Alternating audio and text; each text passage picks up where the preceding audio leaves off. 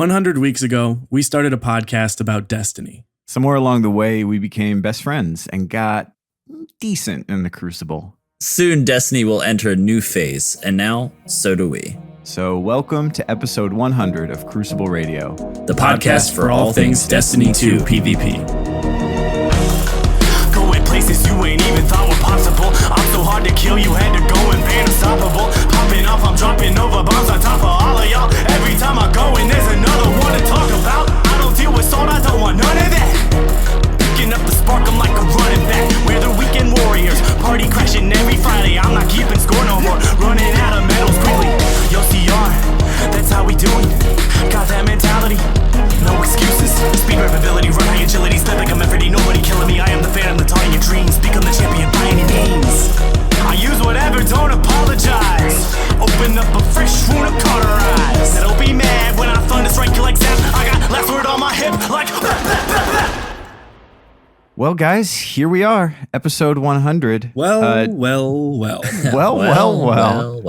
I'm sure we've got a lot of people who have tuned in for every episode so far, but I'm sure we've got a lot of new listeners as well who have never heard the show before. Don't worry, this week we are talking about Destiny 2. We played it. It's awesome. We're going to talk a lot about it. But somebody also pointed out to us that aside from our very first episode, we never introduced ourselves. And because it's episode 100, seemed like we were probably overdue. Yeah. So I'm Swain. Hi, Swain. Hi, Swain. I like pizza, fusion rifles, and having fun in PvP. Well, then I'm Bones, a.k.a. Drybones81, but you don't have to bother calling me that. I hardly go by that anymore. I look at Destiny like a sport, and I love being both an athlete and a commentator, and it is more fun to win, and I am okay admitting that. And I'm Famous Birds, and I really do believe that the only real competition comes from challenging yourself to learn and to grow. This also means I'm totally self-absorbed. Can confirm. So that's us, and you're listening to Crucible Radio. In just a minute, we are going to be talking all about Destiny 2.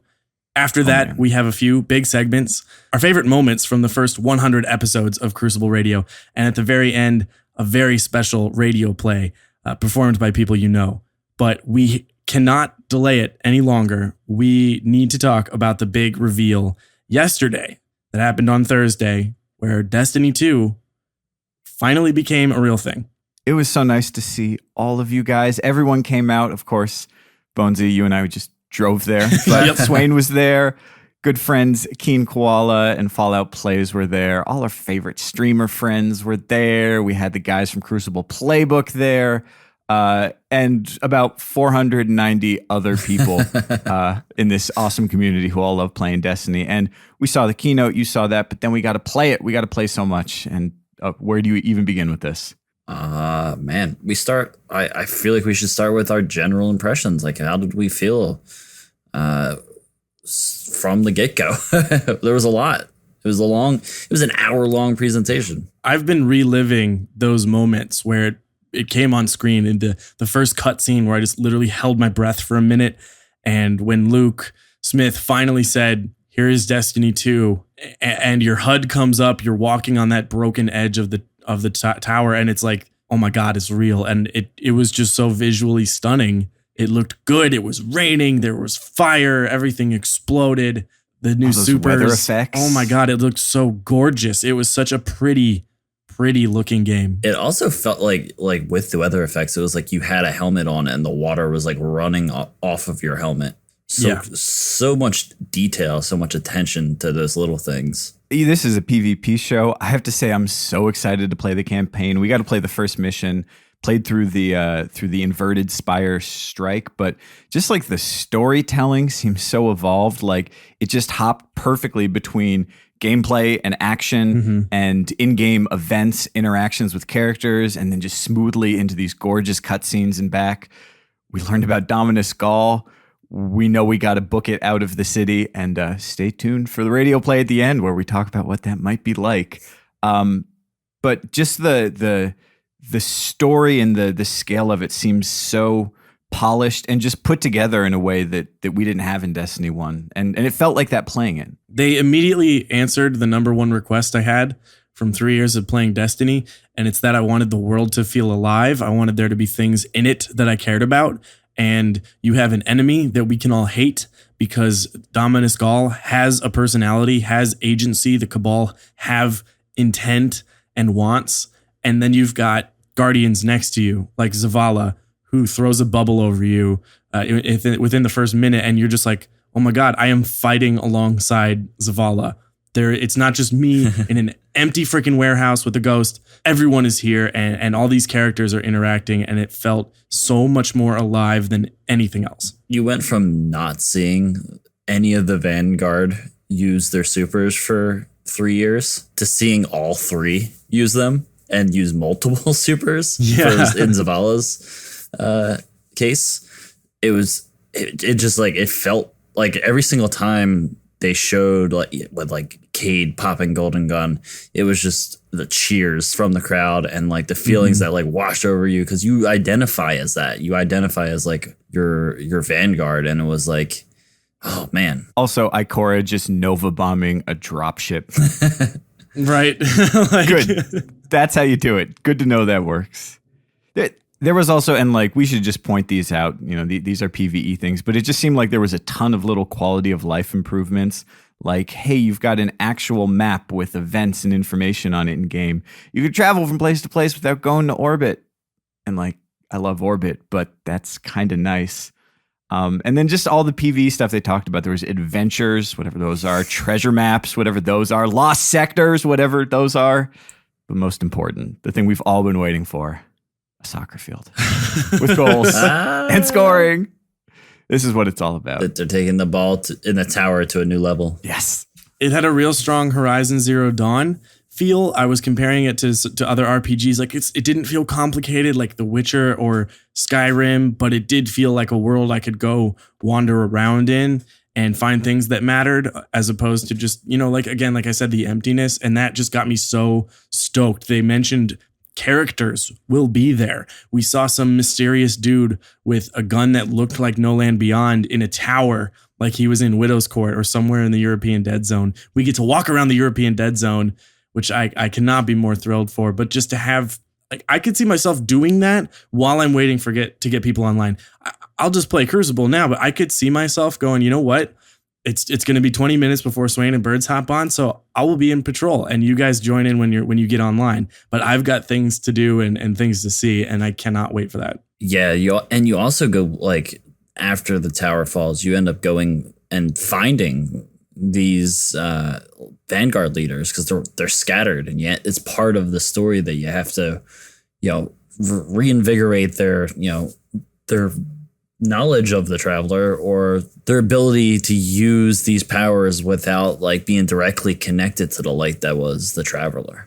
Right. It's not just, okay, time to go to Mars now because we finished all the other story missions. Yeah, we're done on the moon. No, you are going to Titan, a planet of methane oceans, because Zavala is there having an existential crisis and licking his wounds, and you need to bring him back. Like even Ikora, she's upset. She's mad almost, and she goes to this place that's like very important to the Warlocks, and she's trying to refine trying to get her mojo back. Or just sort of rethink everything that they put a lot of weight on before, because are they still guardians if they don't have their light? What does that mean? And there's a lot more going on, and there's reasons to go off into these crazy places. Suffice it to say, we're excited, but if you're listening, you probably want to hear us talk about the PvP. I've got lore theories. Okay. I'll save them. Save them. Let's get into the PvP. Let's get into the nitty gritty of this. We've got a lot to cover. Everything from just general impressions and quality of life to the game mode we played to all of the new subclasses, new weapons, new armors. Let's get into it. So just very first impressions playing PvP. What's some of the stuff you guys noticed? A different, more tactical pace of the game. I'm not going to say slower. I don't believe the game will be slower, but it is different and it is tactical. And the choices you make are a little different every engagement.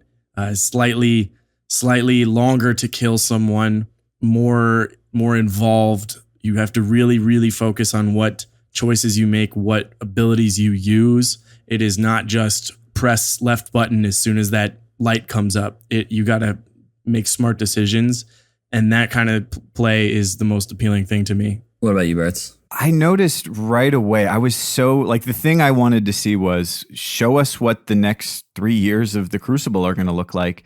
And they really walked a fine line. It feels like it's not a totally different game from Destiny 1, but it feels like an evolution. And there's so many things just like in the HUD that really support what you were talking about, Bones. Like there's a lot of stuff that good PvP players have learned how to do, like make call outs or track enemy supers, or just sort of communicate these things in the game. And so much of that stuff is integrated into the HUD now. So as you run around these maps, you see the call out in the top left corner. If someone picks up ammo, it's they picked up power ammo at Rug. And that's an official name. That's not something we have to kind of come up with 5 different names for. And I think it just really supports it, sort of a more guided way for people to learn how to do well in PvP, but in a sandbox that feels like a real evolution of Destiny 1. Swain, what about you? I think this is the thing I said to almost every single person after my first impression, so I think it's appropriate here. The way that they changed things as a whole was, in my eye, very focused on their abilities to balance going forward. Everything that they changed, in my opinion, was a problem, and it dug this hole for us deeper and deeper in the current sandbox, where we're trying to, the community is making suggestions. They think they have like the solution, make it a primary meta, do that, this, that, and the other thing. And the biggest problems were, these intangibles that you just couldn't change at this point. It's so far into Destiny that, there was just no solution. And the solution was, Destiny 2. New slate, change these things. Oh, and also, I know Ninja with Noel was really excited about this, and so are I. Auto clamber. You just, yes. You don't stub your toes on the environment anymore. You just kind of climb up gracefully. You land on a ledge a little too short, pulls you up.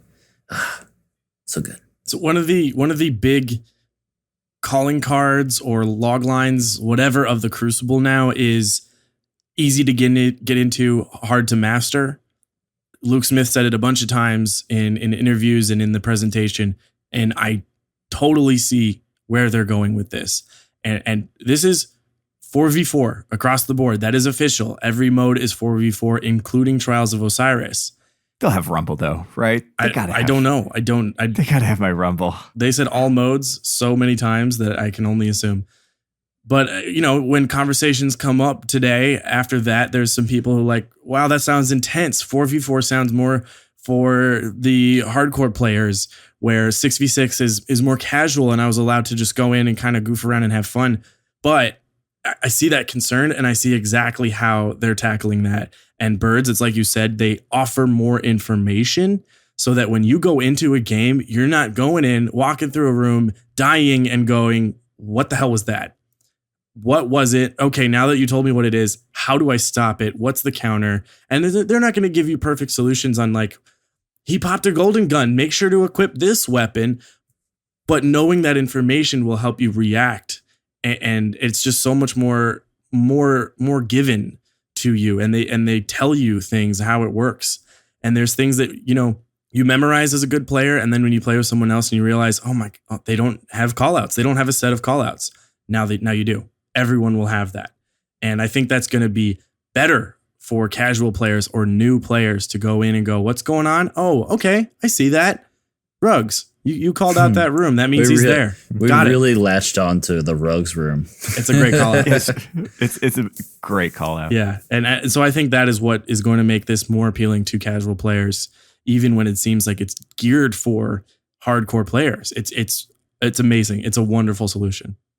So we played a new game mode called Countdown. This is almost like a Counter-Strike style attack defend mode. And we played a lot of rounds of this. What do you guys think? So does someone want to explain what Countdown is, how it works? Yeah, I can do that. Countdown is both objective and elimination in the same game. And it's intended to be a objective-based game with 2 points. you can actually choose which objective you're going to play. So one team has a choice between an A point and a B point to set a charge. The other team must defuse it, or you guys defeat all of each other. So that means that it's not just going over to see everyone capture this 1 point in the middle or something like that. Like salvage, it is, where are they going to go? Did they all push hard to B? Are they going to take A this time because B didn't work last time? So there's 2 points. And these rounds last, they're very fast. It feels fast. And there is absolutely no way you can possibly hang out in the back and try to camp or anything like that. Because if you do not get up there to either help your team get team shots and help them kill, or get in there and defuse a charge, round's over. And it plays best out of 11. First to 6. So you can have up to 11 rounds. Right. That's how I do math. And it is, but it's fast. I mean, it is intense. You get going, and then the way that we'll talk about how the abilities sort of work into that made for some really, really awesome, intense rounds. I think there's a couple important differences to what we have in Trials today, and this really does seem like a Trials competitor in the style. The first was, like you say, the rounds go fast, and a big part of that is that you have a limited number of reses. So you're not going to be in a situation where, you know, everyone is just continually resing each other. The round goes on forever. And it also means that you kind of have to consider, you know, we only have, I'm not quite sure how it works. We only have a couple reses.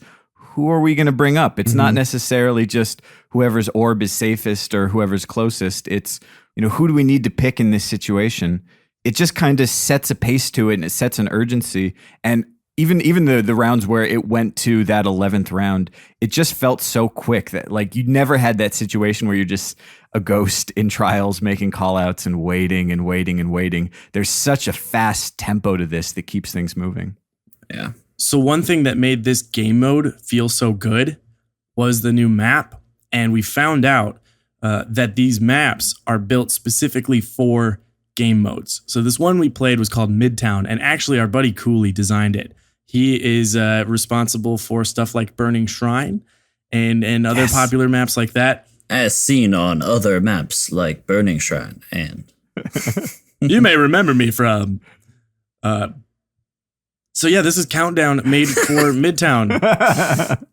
Just abandon that joke with no life raft. It's okay. I mean, I specifically love this map. It was interesting talking with Cooley and with Adam, one of the other map designers, sort of what goes into this design. This one is set in the last city, and you see this amazing kind of different confluence of styles. So you have these big kind of Soviet-style blocky concrete buildings, but you also have different cultures showing up. So you have kind of pavilions, you have little windy roads like a dense little European city.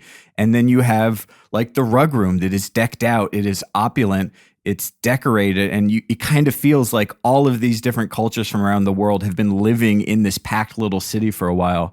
Also, the number of like sort of routes from each of the spawns, and then also the sort of transitions between each route. So there's a little ledge you can go to come up on the high ground from this way to this way. It felt very connected. And just from the very beginning, it felt intuitive. I never had that moment where it's like I'm on a new map and I'm just lost. Where did I spawn? It's just sort of clear, like, okay, we went to A, they're setting the charge at B. You're going to go around back. I'm going to loop around through their spawn, and someone else is going to go through mid, but over the top.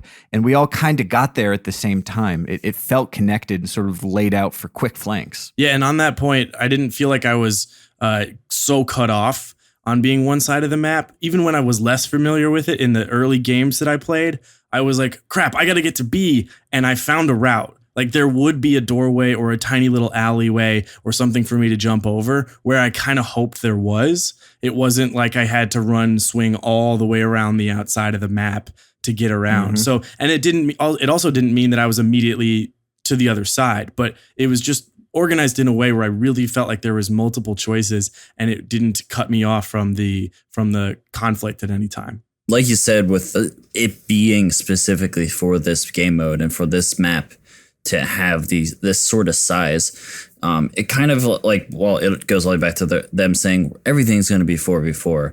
It gives them a chance to create maps that aren't too small for one game mode, but are too big for another one. They just end up like, this is the general size we want to go for. And the combo of, radar, new radar details and the fact that the map is big enough, it ends up being like, oh, I can go around and I can make these flanks without showing up on the radar. Yeah. It's a pretty big deal. Like there's times like where we would be out by A, and I would like turn around and like start going in a different direction. Like, oh no, someone's flanking me and they're already here. And there was just all these lanes for that. And it offered a lot of different angles. You didn't have to approach from one angle. You could go from any angle you wanted.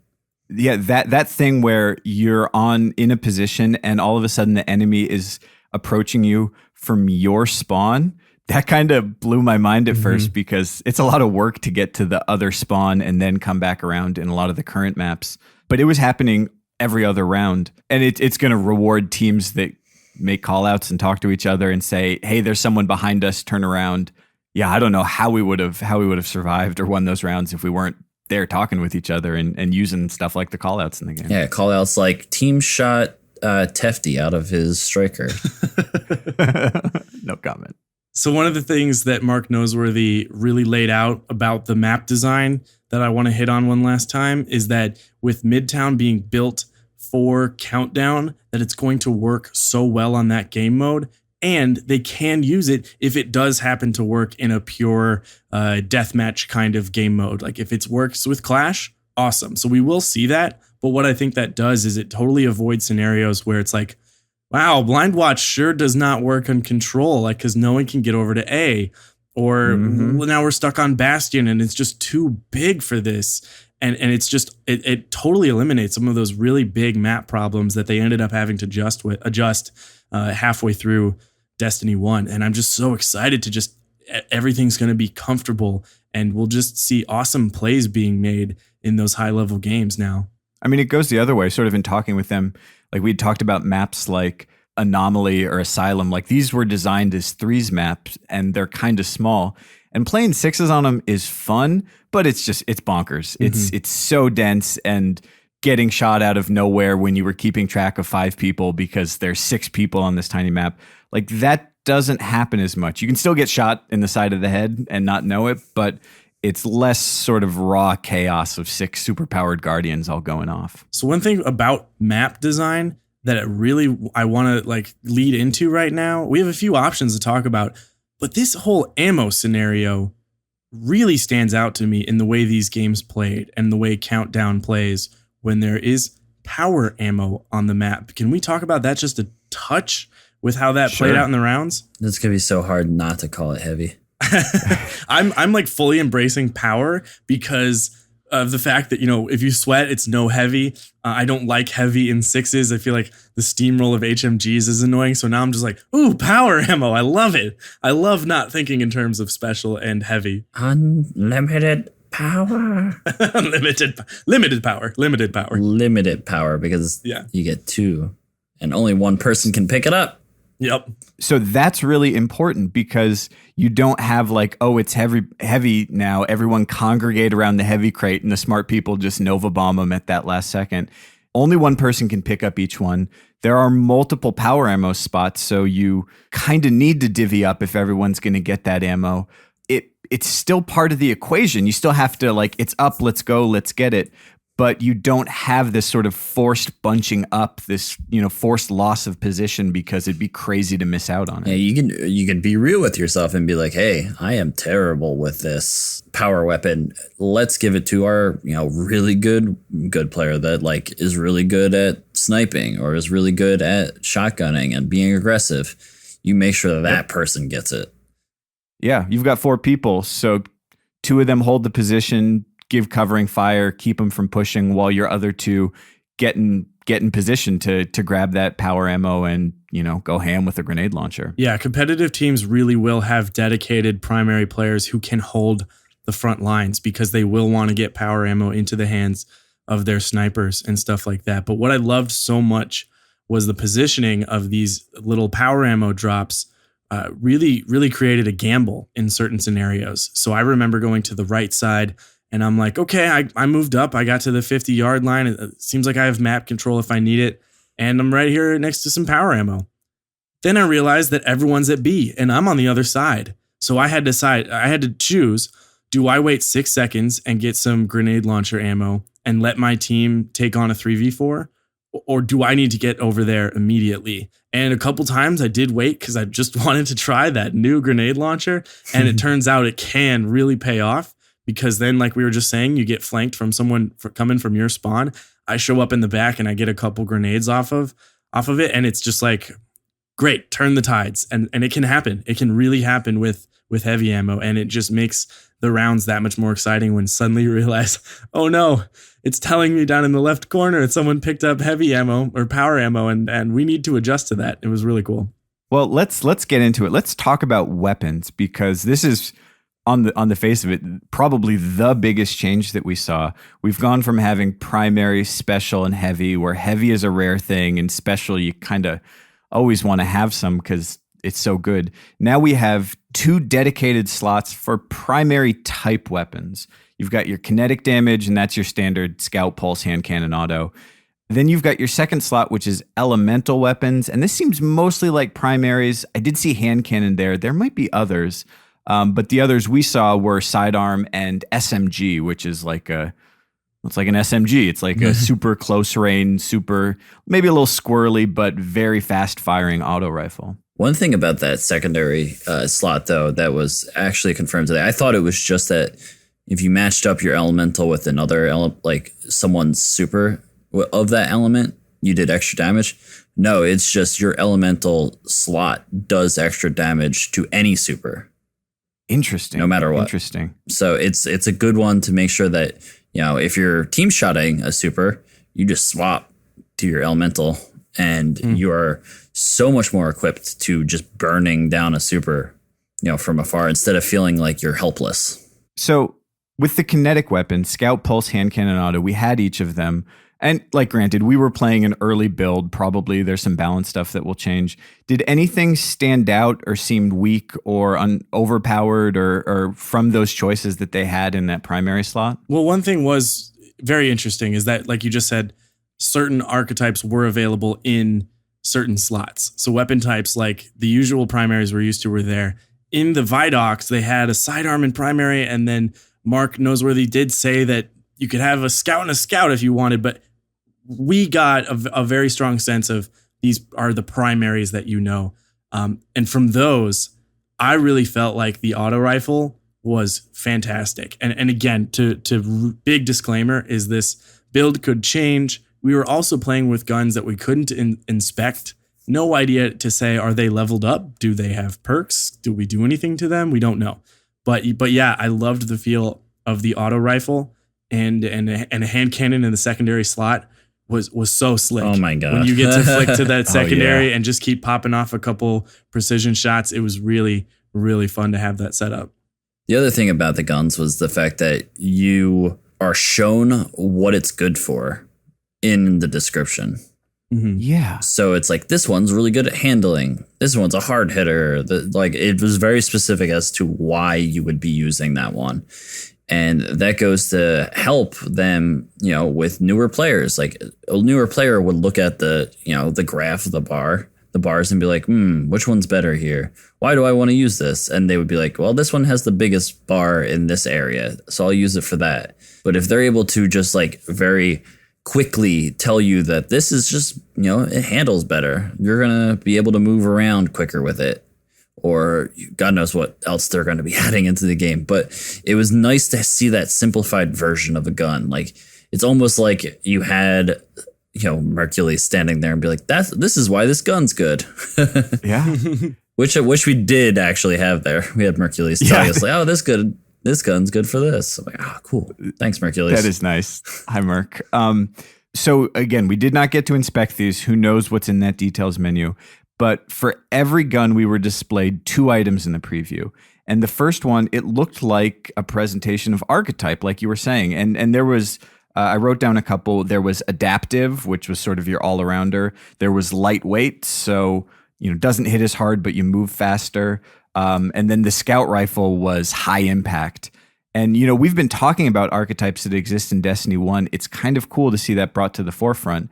In the second slot, we saw a lot of traditional Destiny perks. So I saw explosive rounds, persistence, reactive reload, grave robber. There was a lot of familiar items in there. I saw on one of the shotgun, retro futurist, it looked like there was a version of Cocoon in there as well. This seems like a more simplified approach. I wonder if there actually is more tucked behind the scenes, but I guess we'll see. What did you guys think about the power weapons? So now we've got not just rockets. I didn't see machine guns in sort of the Destiny 1 heavy sense, but we also had grenade launchers, shotgun, sniper, and fusion in that power weapon slot. What do you think? Boy, would I have loved some more time with the sniper. It was cool. It looked like Ana's bio sniper from Overwatch. Yes. It was a beautiful design. All of the gun types did feel like themselves in terms of what became a power weapon from the special slot. So shotguns and fusion rifles and snipers. They'll operate it that same way. Like you weren't, if you picked them up right now in Destiny 1, you would be like, oh yeah, it feels exactly the same. It feels like this archetype. It feels like that archetype. They just felt like their strongest versions though, like throughout all of Destiny. So like a very hard hitting, max range shotgun is basically what you're getting from your power weapon shotgun. The shotgun seems strong. It didn't seem like super crazy range one hit kill. I was watching a lot of sort of gameplay today that people had captured. I didn't get to use it much, but for the most part, it seemed like really well suited to the shotgun with follow-up melee approach, which requires a certain positioning. But it didn't seem just like crazy God roll Matador 64 everywhere. One thing I noticed was that it seems like, because, a sniper rifle and a grenade launcher or a rocket launcher are different things, just in how powerful they are. It seems like it really meters the imbalances between these by controlling how much ammo you get for each one. So like with like the shotgun, you got like 8 rounds or something like that. Like it was a healthy number of rounds. I picked up rocket once and I got 1 rocket. Mm-hmm. And in PvE, this made a lot of sense because I got my 1 rocket and I shot it at the strike boss and it did a ton of damage. But probably it means we're not going to be seeing rockets being the dominant choice in PvP. Instead, the grenade launcher seemed like a good middle ground because it was pretty much guaranteed 2-hit kill. It did a lot of damage. You got like 4 or 5 rounds on it, so enough to do some work. But if you wanted to run a fusion, which is just less guaranteed, less easy mode, you just got a lot more ammo to compensate. There's a real scale of the power weapons. Like you said, it's like if you want to stretch this into a 5 kill streak, you need the amount of ammo you get with a shotgun or a sniper or a fusion rifle. But that requires hitting those shots. Not an easy thing. If you want that quick kill that is much easier to hit and you just need that one play to happen, grenade launcher, rocket launcher definitely falls more towards the end of like, this just needs to work. And I can only use it once. So let's hope it works.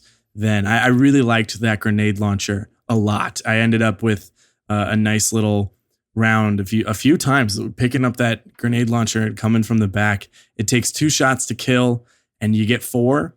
But if you spread those out amongst all 4 enemies, you're doing a lot of damage to help your teammates get cleanup kills. Really, really can shift the round in a certain way. And I thought it was just like a really, really solid choice to just make an impact. I could see all of these power weapons being useful in different game modes. Like in this mode, especially when you need a lot of killing power, if you're the last person defending the charge, or you're trying to push a really tough room that really you just want something heavy hitting. Mm-hmm. I could see in something like Control, where you're rolling for a while, that it makes sense to get a sniper, sit back, play a longer game, and get as many kills because there's not that pressure. I could even see that tying into sort of what we were talking about earlier, where the person who picks up the power ammo, your team might decide, well, they've got all 4 and we need to do some damage here. So if you've got the rocket or the grenade, go pick it up. But if we're dominating right now, you guys with the shotguns grab those and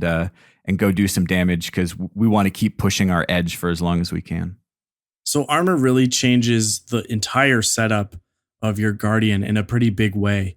We realized almost immediately once you open your inventory and you get done looking at how beautiful Warlocks are when they float, that the intellect, discipline, and strength is no longer there.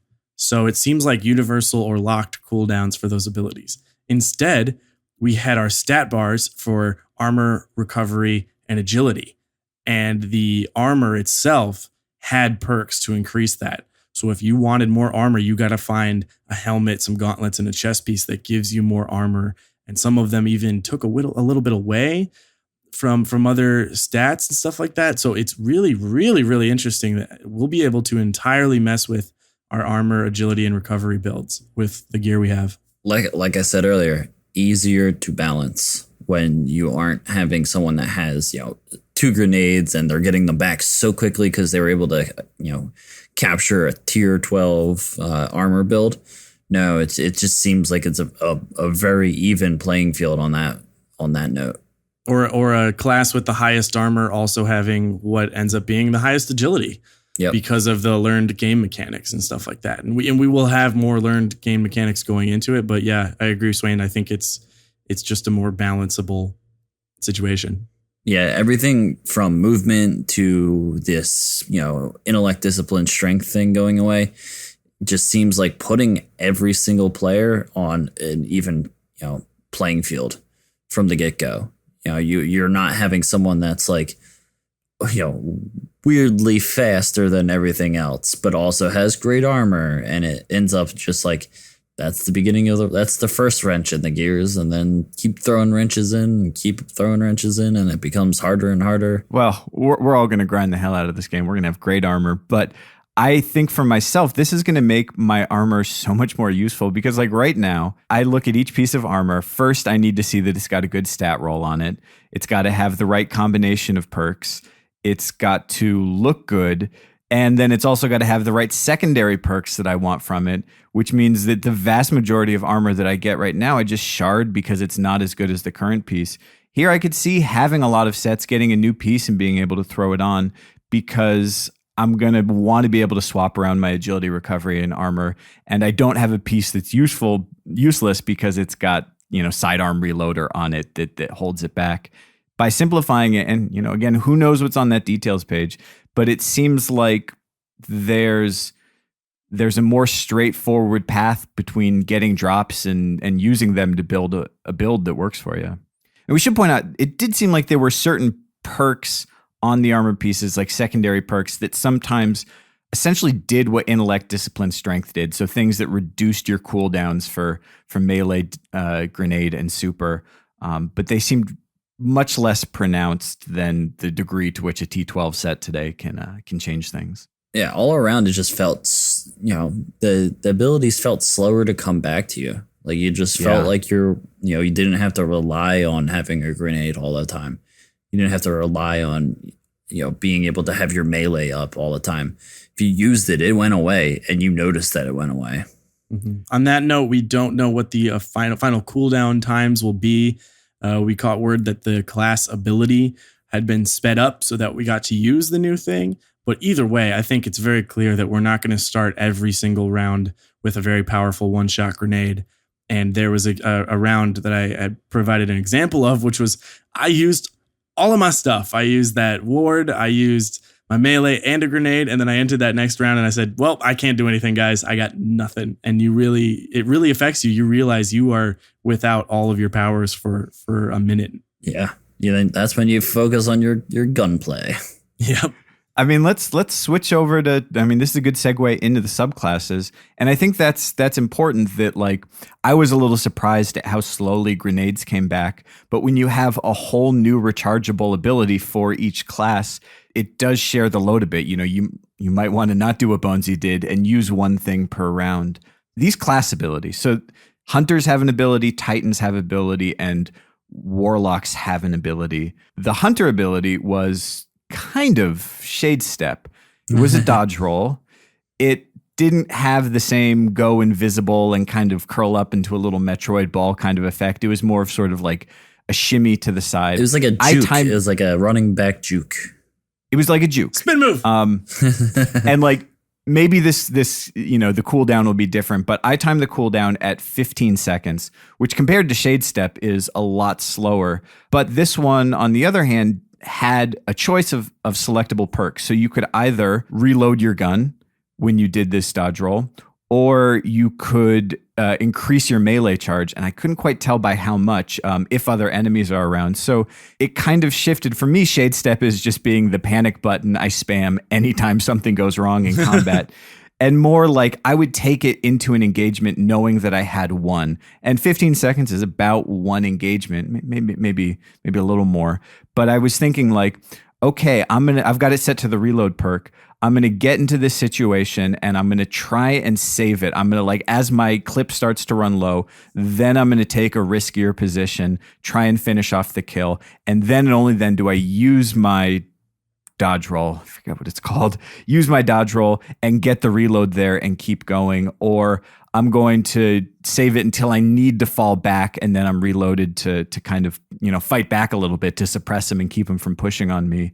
I like the current Shade Step, but it just, I was finding myself forced to think a little more tactically about how I was going to use this ability instead of just this basic movement skill that I have. It also was easy to track. Like with Shade Step, when they just do that dive and all of a sudden they're off to the left a little bit, or off to the other side a little bit. It was hard to be able to like, oh, where's their head going? Because they were doing a roll essentially.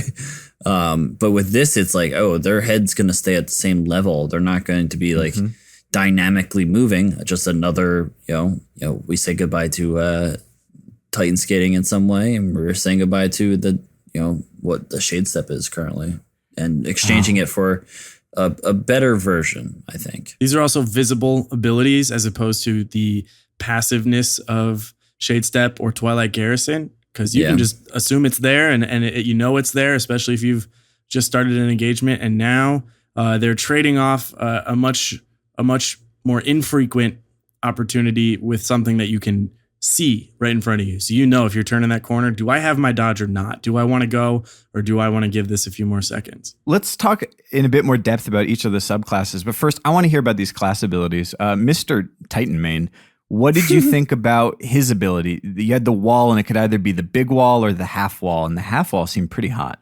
All of them actually, both of them were pretty sweet for different reasons. The full wall was great because it was literally the length of like most lanes, like yes, or like little doors, or when you go to turn like a corner, it was just that size. So if you put it in the right place, you essentially dictated where the enemy team had to go. If you cut off an entrance, so you can cut off an entrance to a capture point, and you dictate that everyone that wants to come in here has to come through this door. You set it up around a corner, and it gives you this whole little area to stand behind. It is breakable enough. Shooting of it will break it. It looks like it's made of ice when you put it up. Yeah. And then there's the half one, and the half one is definitely trying to encourage you to use the from behind cover stuff that they built into the game, but not many people know existed. So you would just like go behind a little bit of a cover, and all of a sudden you pop out, shoot at someone, and when you ADS, and then you un-ADS and you go back under cover. So there's a lot there. As far as perks, you combo it with take a knee. You're on your knee, you end up having a much stabler, much more powerful sniper rifle, or you can just you got your little disposable cover. You move it around the map, you find a good spot to set it up, work with your team to stand behind your cover, make sure they're not they're not dying. Use it to get revives. You shut off a revive or a shot at you while you're about to revive. It's pretty decent. And then Bonesy, the circle of magic, the circle of light. Yeah, You should tell the story about this one. Yeah. So this Dawnblade, this solar warlock with a big sword has a very interesting little ability called a rift, and there's a healing rift which continuously heals those of it inside of it. And then there's the empowering rift, which acts like weapons of light. And the exact amount we're not quite sure on, but it does pack a punch. So a power weapon in the Empowering Rift is a dangerous thing. This was really cool because you could place it near your teammates. You could kind of be the Soldier 76 who drops down the heal pad, like, hey, tuck back into this corner and heal up over here. And you could use it solo. You could keep yourself in an engagement if you're the last guy up by putting the healing behind the corner, or setting up when you think the enemy team's coming your way. Put that empowering one up so that when they come around, your whole team's right there and you can just melt them as they approach. So I really didn't think they would be able to put a healer into Destiny, but they did. Yeah, and it went actually really well. It's really cool. So what happened was we were in a little podcast showdown, a little impromptu podcast showdown against DCP, and we really came in big at the end. But with the final round that we sealed it with, we didn't even realize this. But we're in this back room by B, and B is Rugs, right? And they have to get in here to turn off this bomb. Then we're saying, just come bring it. We're going to try to survive in here for as long as we can. Please don't throw any grenades in this back corner. And I saw a rift. I think I walked up and I was like, there's a rift here, but like, look, it's game time. I got to use my ability. So I dropped down the ability and I have the empowering one. So 2 Guardians come in this door. We light them up and we're all still good. And I'm like, hey, we're still alive. That was fantastic. Turns out that Swain was the other Dawnblade in that game, and he had dropped the healing one, so we were just like supercharged at that point. I mean, it plays like a bubble that you can see through. So in that sense, do not put it in the middle of a gunfight. You will get shot through it. You will die really quickly. It does not defend you from anything. But if you prepare for something with it, we were totally prepared in that scenario, and it was really hard to kill us, and it was pretty awesome. Yep. That's just like if we had, intentionally done that, made our communications and said, hey, let's both pop this here. That could be like a round to round, clutch right there. Mm-hmm. Actually, one of the things that surprised me was how similar the familiar classes were. So, for Dawnblade, the grenades were the same as the Sunsinger. For Gunslinger, like, one of the jumps was named differently, but it was the same grenades, the same jumps. On Gunslinger, I didn't notice a huge number of changes, except there was one of the perks enabled that changes your golden gun, which, by the way, is fan the hammer now. So you're like knocking the hammer back with each shot, but it gives you 6 shots instead of 3. They do a lot of damage, but the timer goes way faster, which was an interesting trade-off. There's no more sort of popping it and then, pushing out and looking around for anyone who didn't get in cover. You really had to be in position when you popped it because, and you got to shoot quick to even get all 6 rounds off. On the Striker side, it seemed like there were a lot of changes from the Striker we saw today, both, things that weren't there and some new things that were there. Where to start? First off, Striker is a roaming super now. Wild. Which is just absurd.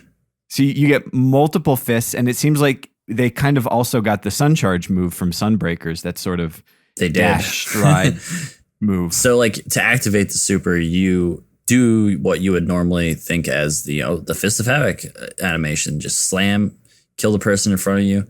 But then you also have this movement, like you kind of look like a linebacker. You're just like hunched over and you're running around actually like a little bit quicker, and you're going around the map and you can chase down people, and like there's no better way to describe it. It is Sun Charge, but it's on the Arc subclass.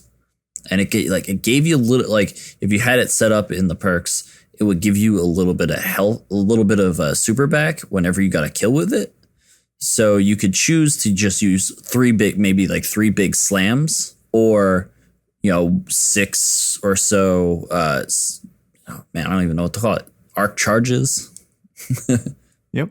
So a lot of variety inside of your super, but the thing I took away from it was that, once again, simplifying your choices within your subclass nodes.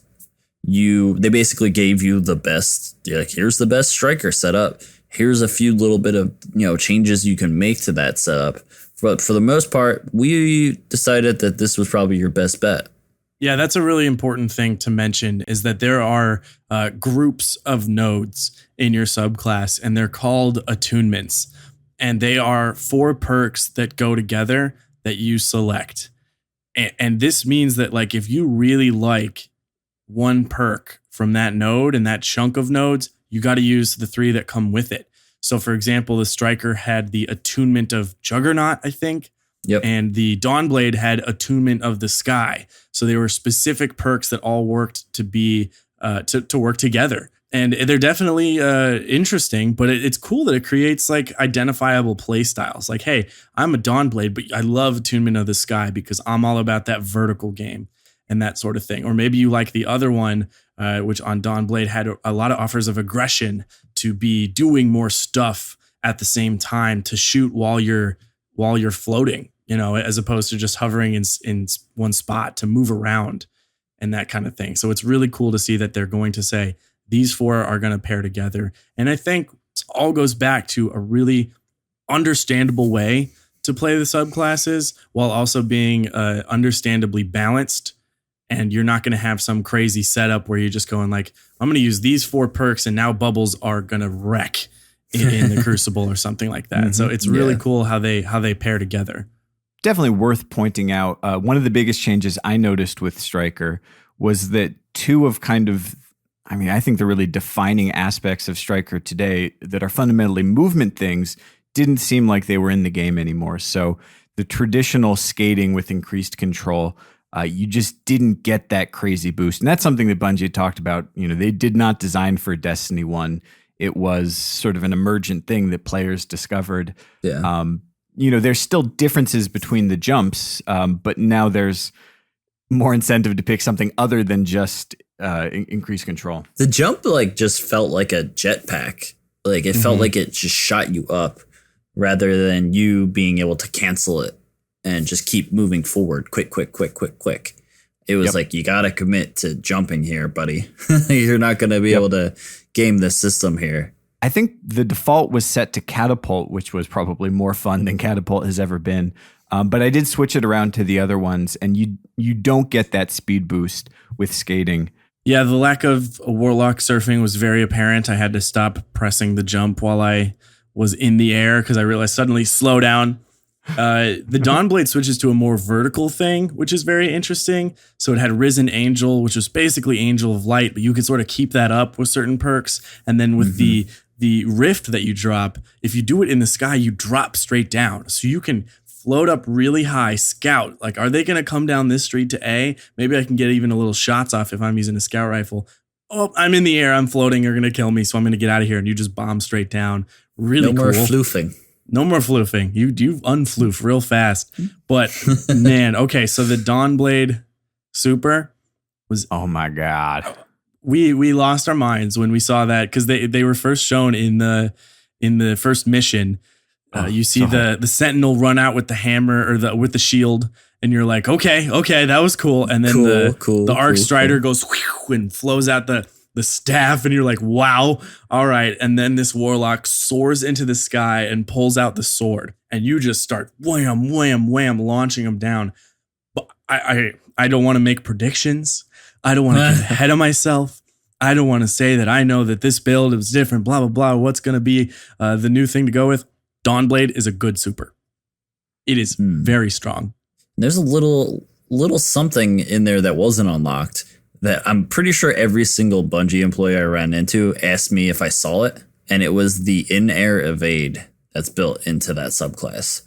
Like an unlimited Twilight Garrison movement while you're in the air. Which is... did they make Warlocks Titans? I told you, you're going to switch. You just don't know it yet. But they made this thing powerful, and you can get so high up in the air. And I'm sorry, but I don't know what other super was going to counter that besides the perfect Goldie if you get it off in time. Like, and even then, I could totally see plenty of trades where it's like, oh, I see you, Goldie. I'm going to chuck my sword down. You may shoot me, but that thing's flying at you. I mean, this thing stayed up in the air. It was effective on the ground. You could, with the attunement of the sky, you could drop down and slam, get your health back. This thing was really, really awesome. And I totally see it being effective across all game modes. You know, the first thing I felt when I popped my first Dawnblade was that it felt a lot like Sunbreaker. Like, it's an aerial thing kind of travel time and the arc to the swords felt similar to throwing hammers, but I can't stress this enough. Like, I hope it came across in the gameplay you guys get to watch. It felt incredible. Like, I got 2 kills off my first Dawn Blade, and it just felt like I didn't feel invincible, but I felt powerful. And it just like viscerally, like coming from Sunsinger, where you have self-res, which is like a useful tactical thing, definitely scenarios for it. Like, yeah, maybe you've got like purifier robes on for some extra zazz, but going from that to like an aggressive air-based roaming super with flaming swords that you throw. Oh, it felt exactly as good as it looked, because it looked great. I have always told Sunsingers to use Radiant Skin. It is by far the better super choice for PvP, and I still see folks self-rezzing on a control point and getting punched out of their supers. So Solar Warlocks are about to learn the ways of the warrior, and you are about to become the aggressive class, and you are going to start swinging that sword around, and it's going to feel great. You don't sit on that self-res, or it's gone. So we got introduced to the Dawnblade super and how beautiful it looked and how amazing it was to just like drop down and you know, be throwing swords everywhere. And it just looked really good. And we got to see it on the big stage, and we ended up like walking through, seeing it on console. But in the back, in the corner of the event, tucked away where not many people could see it right away, was PC Destiny 2. And oh boy. Oh my. Oh, man. It's hard to describe. It's beautiful, and it is a huge upgrade to Destiny 1 and even Destiny 2 on console. It's just a shame that I am a full potato with a mouse and keyboard. Yeah. I learned a lot about how bad I am. It also didn't help that I was playing against like Lupo. Yeah, my first game was with M-Tashed on my team, and I'm like, don't hate me. I mean, let me just say this. If you'd asked me 2 weeks ago, and I think we did mention it, I said, look, PS4 is my home. I don't want to get into the gaming PC world. It's cool. I like it. Maybe another time, but like, I'm going to stick with PS4 as my home base for console. I came out of there and I like started sending out my PC parts picker list because I got to do it. It's the same game, to be clear. Like, it is the same mechanics, the same guns, but just visually alone, like, and this is not confirmed, but I was told that the PCs they had there were running at 120 frames per second, that it can go up to 200 frames per second with, you know, your crazy dual graphics card. They were running medium settings. And they were running on medium settings. Jeez. And this is what you get when you can have a PC that you know, you can just keep throwing money into versus a couple $100 console.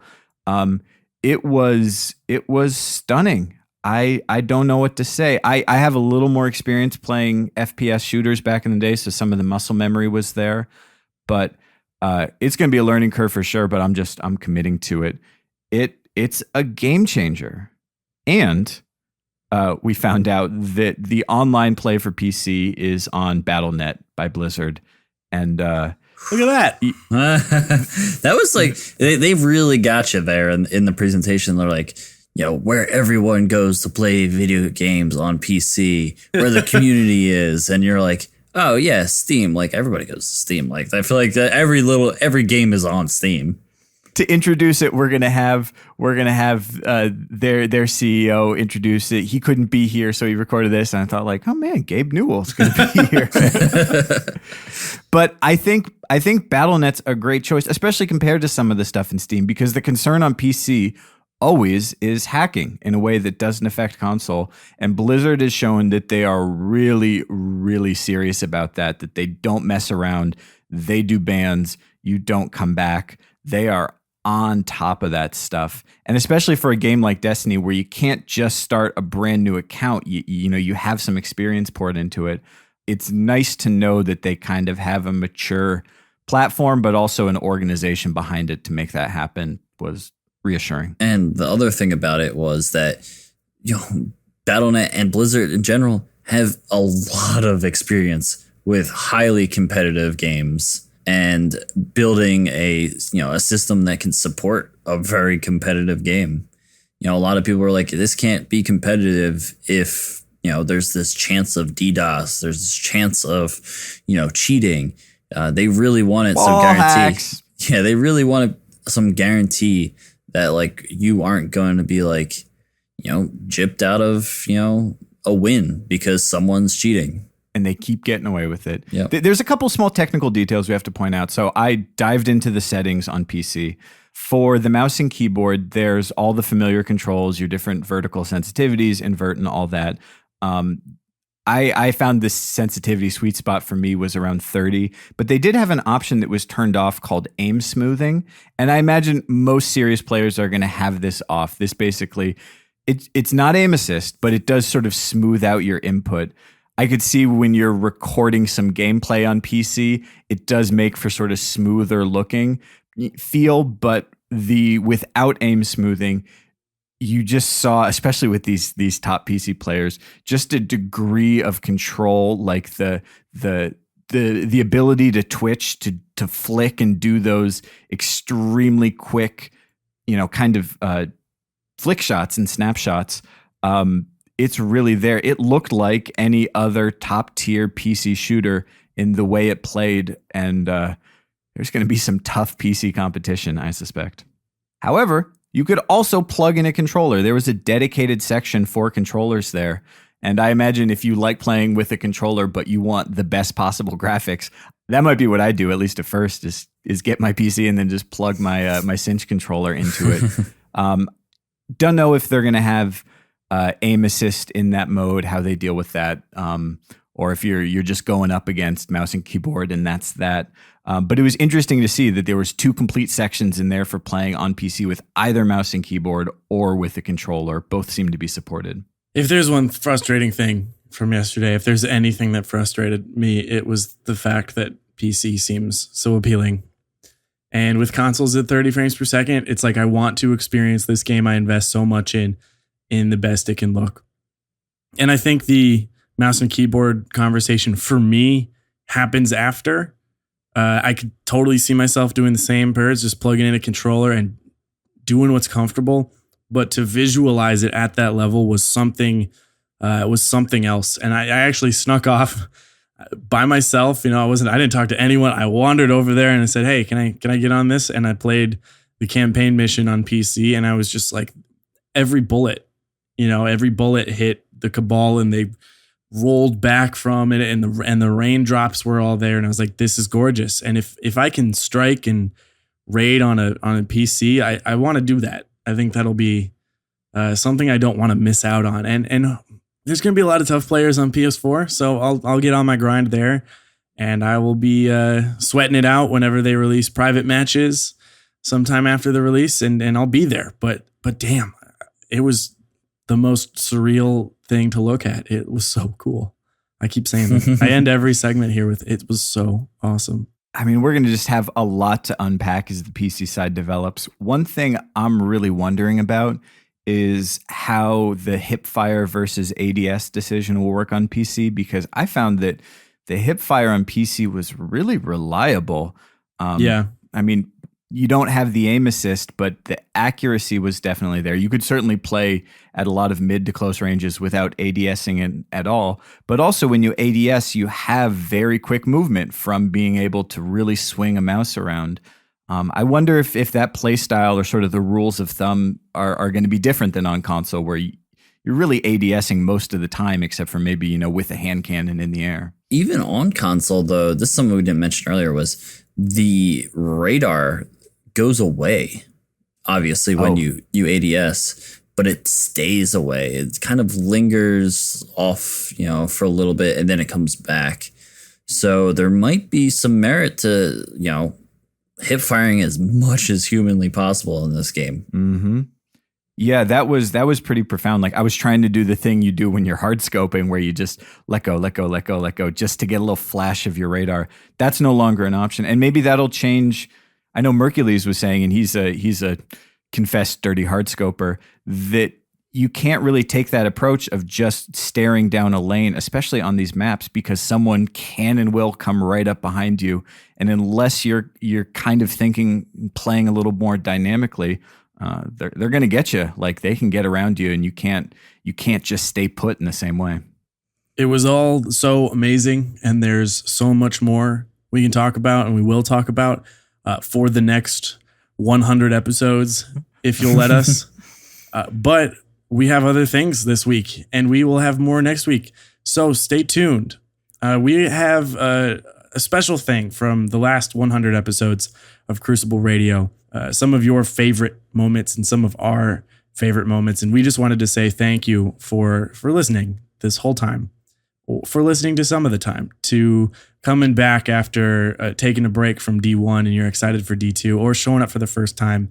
We really appreciate you listening, and we hope you enjoy this. And after that, please do stick around, because we've got a radio play that we're really proud of, and I know you're gonna like it. It takes place in Destiny 2. It was super fun to make. It's all coming. Real quick before that, a word from our sponsor. Our sponsor this week, it's Dollar Shave Club, and they are the smarter choice for a better shave. You get a great shave at a great price. You don't have to go to the drugstore and wait as they unlock the case so you can spend way too much money on a big old box of cartridges. Instead, you can get awesome razors delivered right to your door. And this is a nice razor. It's got 5 blades. The handle's got a great weight. It's got a good contour to it. But the thing I love about Dollar Shave Club is the Dr. Carver's shave butter. Like, I will never go back to using cheap shaving cream again. It's great, and it's going to give you a more precise shave and help those cuts, those razor bumps, the ingrown hairs. You're going to have a fantastic shave. So for a limited time, new members get the first month of the Executive Razor with a tube of their Dr. Carver's shave butter for only $5 with free shipping. After that, razors are just a few bucks a month. That's a $15 value for only $5. And in your first month box, you get an awesome weighty handle, a full cassette of 4 cartridges, and a tube of their shave butter. After your first month, replacement cartridges ship out automatically at their regular price. There's no hidden fees and no commitments. You just cancel anytime you like. You can only get this offer exclusively at dollarshaveclub.com/crucible. That's dollarshaveclub.com/CRUCIBLE. Well, everyone, we're 100 episodes in. We've come quite a long way from talking about Cauldron casting, doing a whole podcast for Cauldron, to, just all the silly jokes we've made over 100 episodes. I feel like, our community is part of this family, and they've helped me do a lot of things, meet a lot of people that I consider some of my best friends, genuine people, and even some that went to my wedding. And I feel like a lot of people experience that within Destiny, but I feel like I've got the amped up version here at Crucible Radio. And I just want to say thank you to our fans for making that even possible. I remember when I went to GameStop and I saw Destiny on the shelf, and I thought, hey, I'll pick it up. This looks interesting. And one thing leads to another, and I realize I've figured out who I am over the course of this show. I've become surrounded by these brilliant, talented, driven people. I talk to these listeners who tell us their story like we tell our stories, and how they've changed how they think, how they've improved, how they've grown. And everyone has this experience. Destiny is this magical thing that connects people together. And I just had no idea what I was getting in for. I'm so grateful that you guys enjoy listening to this and you keep tuning in week after week. So we're gonna do our damnedest to make sure that we put together an episode 101 to 200 and really blow you away with what we can do. So thank you so much for letting us do this and for listening. And thanks, guys. I love all of you. One thing that goes totally without saying is that the Destiny community is freaking amazing. And yesterday at this Destiny 2 event, And for the past 100 weeks, that's been proven and proven and proven. And the fact that we just get to make our mark on it in whatever small way is like a huge honor. It's so crazy. And I'm about to go watch this event again with my girlfriend and say like, hey, welcome to the team. You started that Titan. You said you didn't know if you wanted to keep going. You're in it because this is the best family you want to be in. All right, guys. Well, we've got some real fun stuff coming up. So much fun picking out these favorite moments. But let's lighten the mood. Let's lighten the mood a little bit. Let's take a break. Music?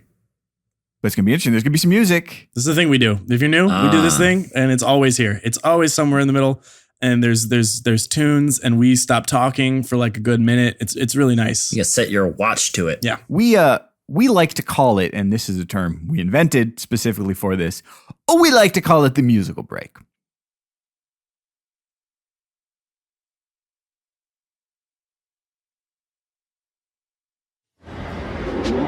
Yo, Swain, did you see all the stuff from Game Informer? I mean, I'm going crazy. Oh my God, how can I miss it? The new raid is going to be so long, and there's like new strikes, the revamped strikes. They can just show up out of nowhere and have all these new abilities. Guys. Really? Like, that's going to be terrifying. Oh, it looks so good. Yeah, PvE is going to be just like... Yo, guys.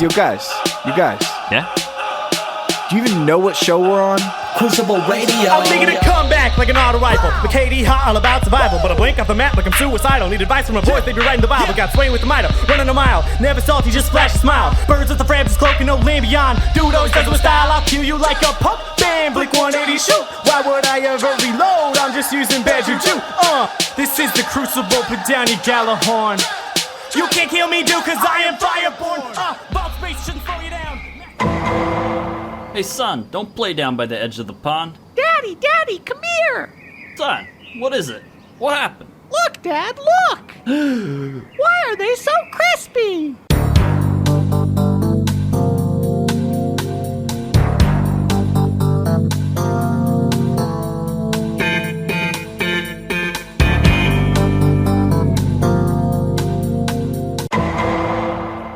Quite the barbecue. Officer Young, what happened here? Detective Bones, Detective Birds, I'm glad you guys made it. We got 7 down Guardians, sunspots, 3rd-degree burns, and no trace of the killer. 7 down. Sounds like we've got a phantom on our hands. Extra spooky and engulfed in flames. We talking Sunsinger? Golden Gun, maybe? Neither. Security camera from across the street picked up a few glimpses before overheating. A Titan? Damn it. You know what that is? Yeah, that's a sunbreaker. Let's move out. Oh, and Leon, you're fired. Wait, what? Did I just lose my job so you could make a fire pun? Welcome to Crucible Radio. This week we have a very special episode. For the entire recording, we'll be sitting here with John Wisniewski. He's going to talk about... Wisniewski, Bones. Really? Yeah. Are you sure? I looked it up, like... It's phonetic. Yeah, but the pronunciation got on the internet was very clear. No, it's phonetic. Look at it. Look, we've already said it on the show. N-E-W. Let's just maybe roll with it. All right. We've been calling you John Wiz behind the scenes, and now you're telling us we got to call you John Wise? This is garbage. I'm out. Oh, please come back. No, wait, hold on. And yeah, it just went on all night, and then did you guys get breakfast the next morning? Yeah, we saw you there. We saw you. Did okay. Wait, Birds, you can't tell this story. Bones tells you showing up at breakfast story. This was like the best. The most rock star entrance I've ever seen. So there's like tables outside under this overhang, and there's catered breakfast, just beautiful, like crisp early morning, drinking coffee. You know, you're at a nice table, but there's woods is right next to you. Beautiful. I think like this, the place was like known for their like, what was it? What were they? Like sticky buns. Sticky buns. Yeah. Good food, good breakfast food. So we're all sitting there. And then from out down the field, Birds walks up the stairs past the fire pit, and he's walking across the main area, and people applaud him because the groom has awoken. He's got a hoodie zipped up to his neck, Ray-Ban sunglasses on. Mind you, it's 9 a.m. and it's cloudy as fuck, so there's no snow, there's no sun at all. He walks up, people cheer, no reaction on his face, walks directly to the plate, picks up a plate. A woman holds up a sticky bun to put it on his plate, and he simply waves his hand at her like a Jedi to say no. Just does the wave, and she's like, oh, okay. Puts it immediately back down, gets some eggs and sausage and ham, and sits down.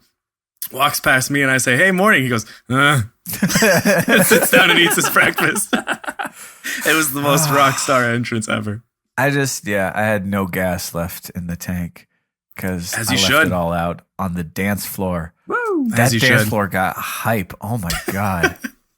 So bonkers. Oh. It was a dark, stormy night as the boys settled in to give advice to their listeners, helping them win.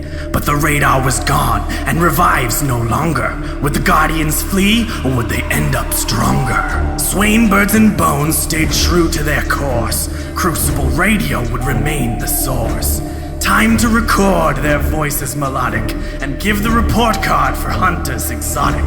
Now let us push forward and swallow our fears. It's time to begin. The podcast is here. Oh shit, there's a spider on my screen. Did you see that?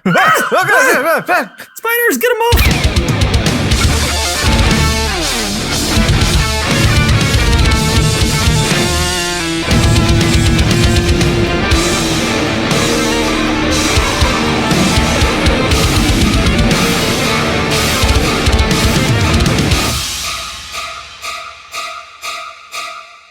I read the changes on Icebreaker. Oh, I'm so sorry. Sorry, dude. I'm so sorry. Did you let John know how you felt? I have. Oh, he'll know. He'll know. You just wait, John. Don't open your mail anytime soon. I'm not one to say RIP weapons, but I'm just accepting that things are changing. You know, there's a theme of changes that they're slowing them down and they're zooming them in. To see one of the snappiest sniper rifles in the game really getting worked over. Just, we'll see what the end result is, but we might have to pour one out for old Icebreaker. Icebreaker, oh Icebreaker, may you find many treasures, both emotional and monetary. Icebreaker, oh Icebreaker. Okay, I'm done. I see you've put some time into this. Wow. This episode of Crucible Radio has been brought to you by Void Fang Investments. Die, throw grenades, repeat. Die, throw grenades, repeat. Guys, I know we'd sort of teased we're going to be talking with John Wisniewski and possibly some other Bungie devs. Yeah, but he can't talk about that. Well, but John and I have a special relationship. We go way back. Do you? Let's just go ahead and let's get him on the phone and see if John can tip his hand. Dude. Wait, no, Birds. No, let's call him. Let's call him. It'll be fine. That seems super clingy. I mean, he's doing a nice favor by coming on the show to begin with, man. I don't know. Look, it's just a little spoiler. There've been leaks left and right. No, guys, I got his phone number. Let me just dial him up. I'm sure he's going to tell us something. Don't do that. No, come on. No. I'm already dialing. I'm already dialing. We're going to get a restraining order. Hello. Hey, John. It's Birds from Crucible Radio. Birds. Hey, yeah, I was thinking we've had like the rise of iron, all the hype, all the leaks that came out. We're finding out all sorts of stuff. Maybe that you could sort of leak something exclusive for us to put on the show. No. Oh. Nothing. Just like seriously, you want me to lose my job? No, man. Come on. I didn't mean like that. Just hey, it's I like you guys. You guys are great. You got your little podcast. You guys are super cool. But come on, man. How did you get my number again? It's not important. We still have you on the interview in 2 weeks, right? Oh yeah. So you just called me to get some clip for your anniversary show, right? That's all this is. I mean, I guess. Sure. Hey, hold on a second. Was that? Yeah, I don't know. It's some guy. It's a work thing. Yeah. Okay. Hey, man, I gotta go. Okay. I'll be on the show in a little bit, but don't ever call me at home again. Yeah, that was weird. Like I said, I don't know what I was expecting. Embarrassing. I thought he would give us something. Just let it go, man. It's okay. Hey, it's me, Darth Vader, your dad.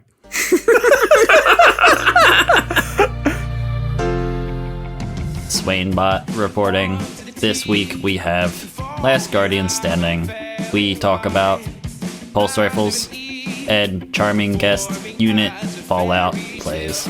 Bones, you've done it. I knew it was worth replacing Swain with a robot. You know, life is so much easier now. I feel great about this decision. Swainbot, do my taxes. Yes, birds. Swainbot, get me a girlfriend. No, does not compute. All right, hold on. That's not what I made it say. Wait, go to the music and I'll fix this while we're on break. I have limitations.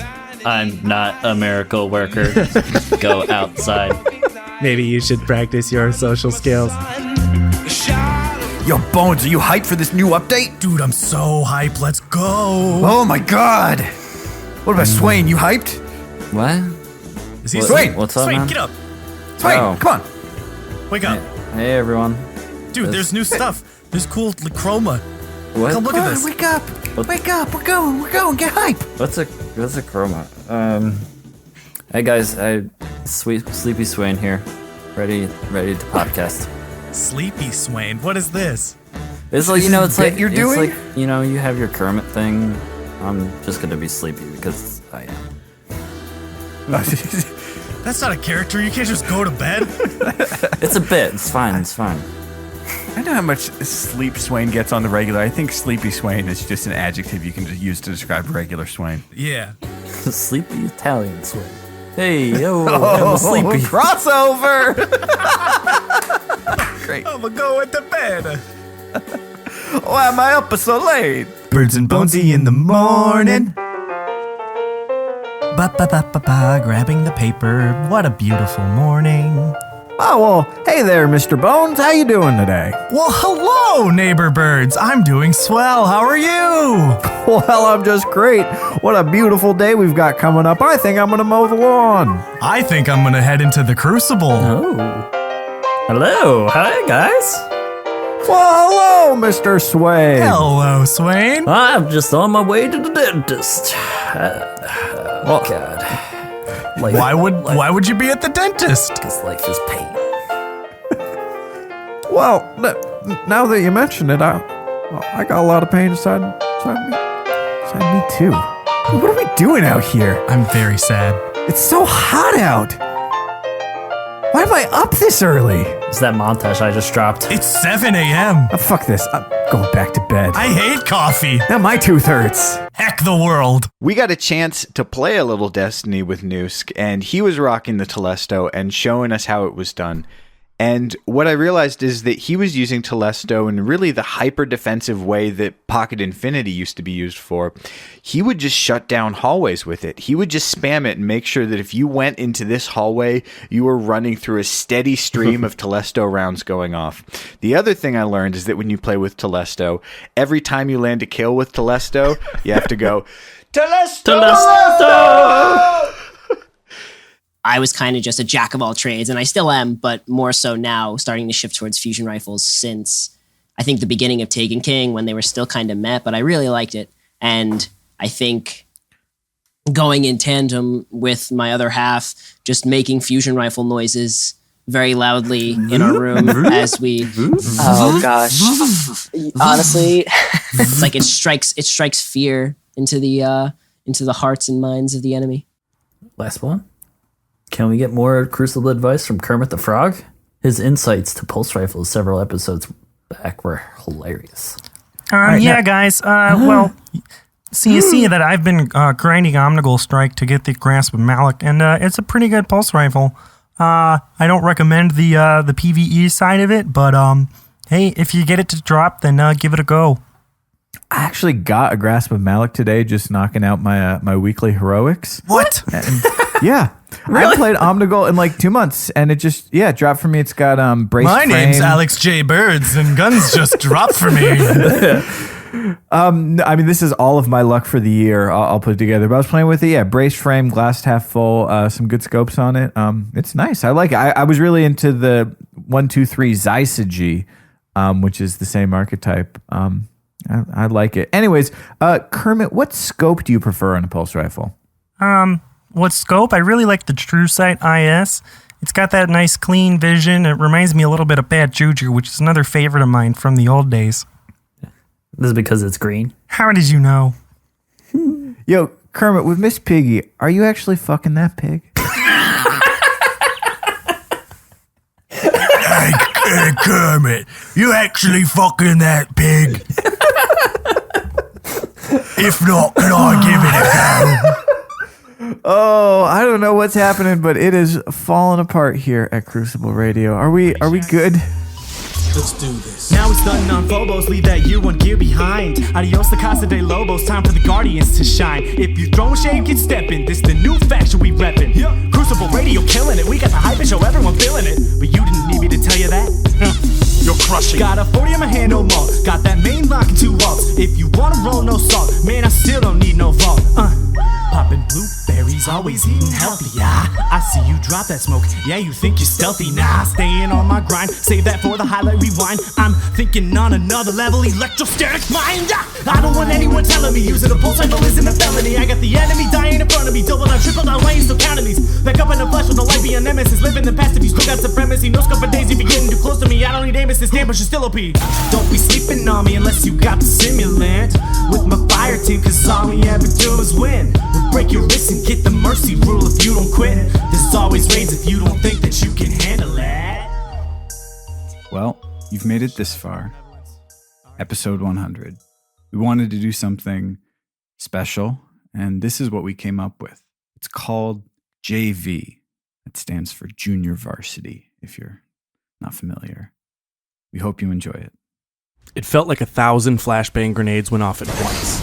We were deep in the tower bunkers, just back from a strike and hanging out in the common area when it happened. There are things that happen to you that are bad, and you react, and you're scared or angry or whatever. And then there are bad things that happen, and you have no idea how to react at all. This concussion shook the whole place, and in milliseconds we knew a truly bad thing had happened.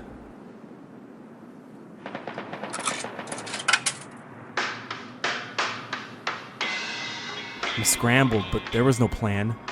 Just find out what the hell is happening and who's destroying our home. All we had equipped was some run-of-the-mill strike gear. There was no time to grab anything else. Everything happened so fast. But hey, you guys got out. Well, of course we got out.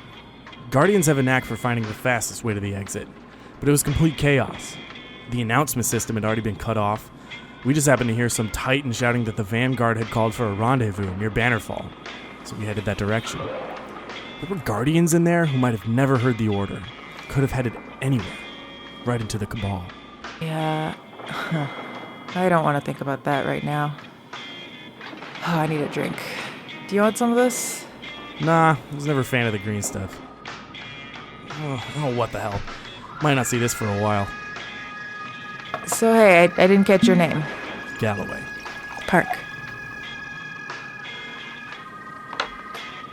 Cheers. So, how did you get cut off from the Vanguard? A lot of bad stuff happening all at once. We just had to react. Let's go! Everybody move! We finally got down to the base of the tower and made our way outside, where the battle was already underway. Fisk was pushing through Guardians, trying to get to the front, ready to rip some Cabal heads off. Dropships ahead! Everyone focus! We're punching a hole right through them, straight to Bannerfall. Forget recognition, defy extinction. Forget recognition, defy extinction. Been striking with this guy for a while, and trust me, it's better that he's on the front lines because you don't want to be in his path when the shoulder charge is primed. Ridley! If there was ever a time where you summoned the power of the storm, now would be that time! Actually, considering the fact that the tower is on fire, I think now is perhaps the best time for me to have a self-res ready, thank you very much. Then there's Ridley. Our fire team just wouldn't be the same without him, but he's been going through some hard times lately. Bad experience and trials left him shook. He never got that chance to be clutch, find yourself. How about we put this ammo to good use first and then we'll talk? We've got the entire Cabal military at our doorstep, Rid. I'm telling you, you're gonna love that Storm Trance. Guys, let's go. We push this way towards the vanguard. Everyone on me, let's go now. We have to move together and create a path, or we're gonna be under this tower when it goes down. Cabal were coming at us from all angles. We're with you. Fisk, Ridley, and I, along with about 100 other Guardians, were moving down the street in a phalanx that was barely holding it together. Come on, hurry. Only way to go was forward, between the buildings on either side of us, already burning and crumbling. Not just the tower, but our entire home city was under attack. That's our goal. We're headed right to them. Just kill what's in front of you. Don't stop moving till we're there. Get down. Your time to shine, Fisk. All right. Stand aside. There's the Fisk of Havoc we needed. How many orbs was that? Really, Galloway? Puns? Really? The path is clear, everyone. Zavala and the Vanguard, dead ahead. The Guardians picked up the pace, making a dash down the street. About 100 yards in the distance, Commander Zavala stood on a collapsed wall, shouting orders to a large group of Guardians. Only a few of those nearest to him were momentarily distracted by what Fisk had just discovered. Eyes on the prize, Guardians. We got... My light. My light. My light's gone. It's not coming back. I'm not recharging. What do you mean you're not recharging? Ridley looked down at his palm where a small flame was conjured, then fizzled out like a cheap match. I saw the fear crawl across his face as Guardians rushed past him. The final few Cabal soldiers hit the dust, but he remained frozen. Ghost, what's going on? Ghost? Ghost! Our heads shot upwards at the Traveler hanging low above us. It was the first time we saw that glowing orange barrier. I noticed Ridley was no longer at our side and turned back to see him gazing up, completely unaware of a Cabal legionary that rose up behind him and came down with force, catching his arm. Damn it. Ridley, get up. Let's go. Fisk put a round into the legionary's skull and bent down to hoist Ridley out of the dust. I looked down the emptying street. We were close enough to hear the commander's booming voice through the chaos and the explosions that shook the buildings all around us. Ridley got his feet set, and we took off after the remaining Guardians, moving as quickly as we could. The explosions grew deafening. Zavala, I see him. Guardians, we are making a push to the south wall. The Traveler has taken damage, and we may be without our light, but we are not without our spirit. Stay vigilant. Stay ready. Every advantage is temporary. Delta Team, make your way to Bannerfall and try to establish communication with the Awoken. I could barely hear him over the roar, but I could tell Zavala was lighting a fire under their asses. And it was working for us, too. We broke into a sprint, the three of us closing the distance as fast as we could. Just then an explosion to our left launched debris across the street, and the base of the building nearest us shook and rumbled. I looked up and saw a moving wall of mortar and steel headed for the street in front of us, so I grabbed Fisk and Ridley by the collars. We stopped and watched it begin its fall. And then I looked forward and I saw Zavala as he scanned the crowd, landing on us. In that instant, I could feel him telling me to stay strong. And then the building cut off my view.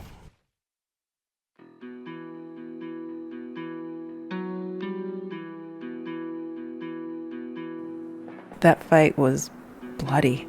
You were there? Well, it's the reason I'm alone now. I didn't want to pry. We were on the other side of that building when it collapsed. A transport platform had carried us down to the tower courtyard when the Cabal attacked.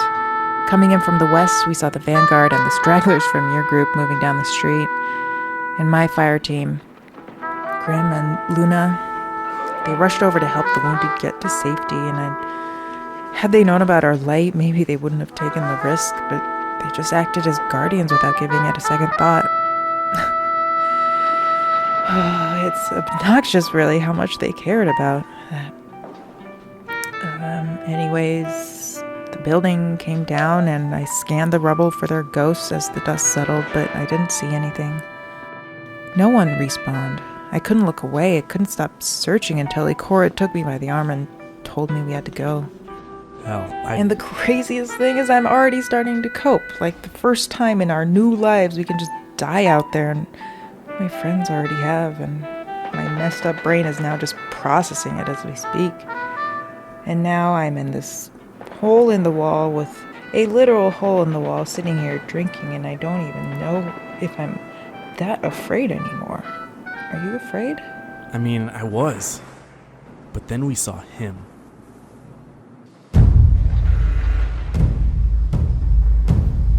Oh my god, guys, am I the only one freaking out right now? Oh my god. Ridley, you know, this is really turning out to be one of the better days I've ever had. I don't see a way through. We're totally cut off. What are we gonna do? We have to find a way through the city and meet up with them at the south wall before... What are we gonna do? I don't have super anymore. We're gonna die. Have you seen our ghosts? Where are our ghosts? My arm is on fire, and I'm not recovering. We're so dead. I can't believe this is happening. Oh, man, I knew today was going to be a bad day. Oh, my gosh, we're so dead. We're screwed, man. Ridley, you've got to pull it together. We're not dead yet, and you're still a guardian. I don't know where... Okay, let's go. Down this alley, come on.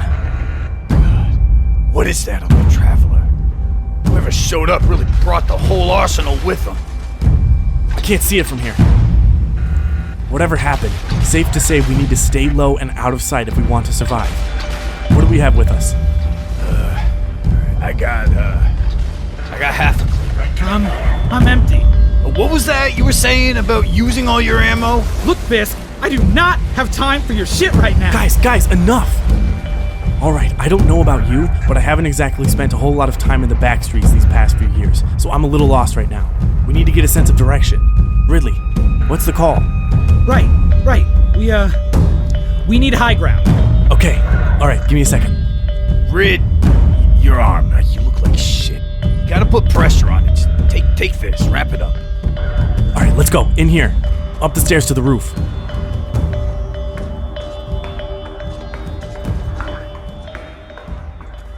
And you saw him? The guy who took down Axis and Atheon? Yeah. We made it up to the roof and looked out over that area of the city. The tower in the distance, burning. The sky far off near the Traveler littered with Cabal ships. A heavy red heat hung in the air. And then, on another rooftop, we saw him. I recognized him quick. The Vanguard sent me out with him on a mission to Venus once, to track down Skolas. He was impressive then, but now, it was a sight to see. From that solitary rooftop so far away, you could feel his energy. Centurions were using their jump jets to traverse from rooftop to rooftop towards him, but he never let them touch his platform for more than a second. His tattered warlock robe spun as he fought them off, aiming shots in front and behind him as he effortlessly predicted where each Cabal soldier would land. I saw him drop the mag from his scout, which he then used as a club to send legionnaires flying. No ammo meant nothing. No light meant nothing. He spun and kicked and fought and tore at their ranks as they piled onto the roof. We noticed a dropship headed his way only seconds before he did, more troops dropping onto the crumbled building. We watched as he took off his helmet and used the sharpened wings protruding from it to pierce the armor of a Centurion, whom he then shoved into more Cabal behind it, sending them cascading off of the edge. One last remaining Scion clambered down off the building, probably a wise choice. I then watched him twist a slug rifle out of the dead Cabal's hand and lob a few shots toward the ship that departed with nothing to show for itself. I don't think he planned on doing damage. He was flaunting at this point. Even at that distance, I could tell he was completely untouched. Ridley rushed to the banister and shouted, It's him! It's the legend! Thank the Traveler we're saved! Oh, finally, some good luck for a change. We're gonna get saved, Ridley, guys! would you shut up? He can't hear us, and if he could, he wouldn't do a thing about it, okay? It's the legend! He's gonna save us. He's not gonna do shit, that's what. He's gonna do just fine on his own, and the Vanguard will send him off to some faraway place to save the galaxy while we stay here, in the thick of it, and defend our home. Sacrificing everything when we're called upon, that's what's gonna happen. I didn't want to say anything. Fisk was my brother, and we may have disagreed on how things worked, but in that moment I understood his frustration. Ridley, on the other hand, he looked up to that warlock more than anyone. The Hivebane, the God Killer. But I couldn't deny that the Vanguard had its flaws. Too many other good guardians out there to leave it all on one person's shoulders. In any case, it was useless to worry about now, and Ridley was starting to lose it again. Just one damn fusion grenade, that's all I need. Seriously, Traveler, just let me get one for old time's sakes before I'm Cabal food, please? But to continue our good luck for the day, a dropship sailed by. Oh, hell. Here we go. Shit, get down. It's adjusting course. Damn it. I think they saw us. We need to get off this roof immediately. I peered out the south exit onto another street decimated by the Cabal assault. The buildings were barely holding together. Broken walls, debris everywhere. At the far end, a Cabal scouting group, combing the street looking for us. It was a small troop. A legionary, scion, one phalanx, and some sort of quadrupedal beast, uglier than Malak. Its horned head hung close to the earth, sniffing for any trace of us. Any other day, in any other scenario, I would have stepped out into the open and dropped all four without another thought. With no powers and a handful of bullets, this was going to be a different experience entirely. Okay. Only 4 of them. No high rankings. No overshields. You got this, Ridley. You're fine. You're gonna be okay. You can do this. We need to separate them. Pick them off quietly. Any gunfire will tip them all off. We're about to get hands-on with this one. Oh yeah, no big deal. Just kill 4 Cabal with our bare hands. Sure thing. Enough, Ridley. Nothing's changed. Light, no light, doesn't matter. We still do our job. What's our job right now? Kill these Cabal. What's our job after that? Find the Vanguard. And then after that, save the goddamn world. We survive the next 5 minutes, then the next hour, then the next day. One step at a time. I mean, really, you survived up to this point, haven't you? In fact, you were mowing down Cabal before you realized you didn't have your flame shield. You want to know how that warlock does what he does? How he kills gods? He finds a way to survive. As it turns out, we're doing the exact same thing. Yeah. Well, we're not exactly preventing a Vex Overseer from rerouting space-time pathways into... Ridley! Look, we're not... We may never get our names written in stone on the tower wall, okay? We might not get a seat at the Vanguard. At one point, that's what I wanted, but now I see what I was brought back to do. Not to reap glory, but to stop anyone who thinks they get to run this galaxy. You and me, we've been doing that for a while now. So let's take back this city and get these ugly gorillas off our planet. But first things first, forget recognition, defy extinction. Okay? Guys, it's now or never. Don't need light to give these guys a Viking funeral. Damn right, Rid. Okay, let's go. Fisk, see if you can get to that second floor landing over there. Got it. I need to get to the other side, but I can't walk right in front of them. I got you. Get ready. Ready. When you see the opening, show them no mercy. Ridley scooped up a chunk of rubble and peered through a damaged section of the wall at the approaching scouts. Hurling it through the wall and into the room next to us, it crumbled and shattered, drawing the attention of all 4 Cabal units. Go! While they were distracted, I darted out of the doorway, across the alley and behind another broken wall on the other side. The legionary turned his focus back to the alley ahead of him, while the rest remained curious. This was my shot. I didn't have my light, or any ammo at all, but then I realized I did have my knife. The doorway went dark as the legionary passed by it, and I leaped, jamming my knife into its neck as air escaped the seal around its throat. As it fell, I leaped back into the door, fully aware they had seen me, but not Ridley. The hound made its way to us first, but Rid was waiting for it with the last of Fisk's ammunition, aimed through the broken wall. 5 rounds to take it down. Enraged, the Scion and the Phalanx howled, both with their sights set on us. The smaller one clambered over in a flash, putting a blast where Ridley had been stationed in the wall. I saw him fall back as dust and cement erupted in front of him. Once again, I leaped out from my hiding spot, but the thing was fast. It tossed me back and went for Ridley again, tearing at his face and his wounded arm. I took another leap at the Scion, and this time I caught it, wrapping my arms around its neck, pulling it down into the dirt. As we fell, I stabbed it. That's when I saw the Phalanx lumbering towards me. It lifted its shield, ready to slam down on us like an unsharpened guillotine. But Fisk dropped down from the second floor of the building, landing boot first onto the Phalanx's head. As it collapsed to its knees, Fisk brought down the hard metal plating of his gauntlet directly under the back of its skull, making a solid dent. With this final burst of energy, the phalanx used its free arm to reach around, hoisted Fisk off of it, and slammed him down. The crunch was sickening. The phalanx grunted, let out a final huff, and then finally collapsed, dead. Galloway. Rid, you're gonna be fine. We did it. You're good, man. We'll get you out. That Cabal dog thing was seriously disgusting. Fisk stirred and pushed himself up a few inches out of the dirt. Blood dripping down his muddy face, he crawled over. His chest piece was shattered inward.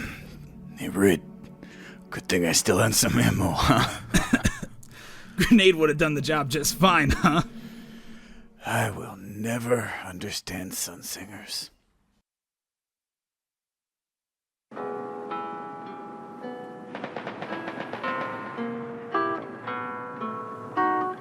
I got in an argument with Cade once. He claimed hunter knives were the perfect tool and a counter to everything. I told him he was crazy for being that confident. I think we were both right.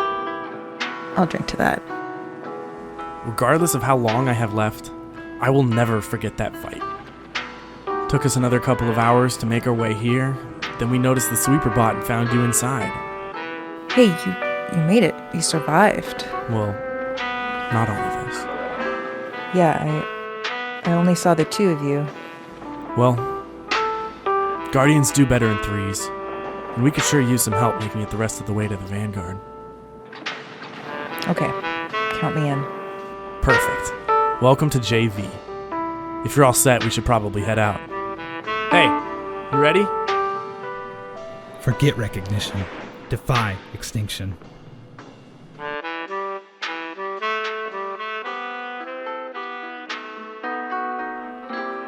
JV was written by Bones, edited and produced by Birds, starring Bones as Galloway, Mrs. Birds as Park, Birds as Fisk, and Mega Magwitch as Ridley, with additional voices provided by Dan and Otter. Music by Kevin MacLeod. Special thanks to Swain Stash and engineer Andrew. JV is a Crucible Radio production. Learn more at crucibleradio.com.